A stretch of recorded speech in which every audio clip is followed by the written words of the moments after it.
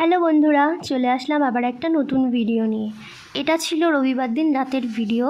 ও আর আমি একটু বেরিয়েছিলাম কিছু জিনিস কেনাকাটা করার জন্য। পরের দিন সোমবার আমরা দুজনেই পুজো দিতে যাব, তাই ঠাকুরের জন্য কিছু ফুল, মিষ্টি আর দশকর্মার জিনিস কেনার ছিল। তো দুজনে মিলে সেটাই বেরিয়েছিলাম কিনে বাড়ি আসলাম। তো পরের দিন সকালবেলা আমরা 6টার মধ্যে বাড়ির থেকে বেরিয়ে গেলাম গঙ্গা স্নানের জন্য। তো ফাইনালি গঙ্গাতে পৌঁছেও গেলাম।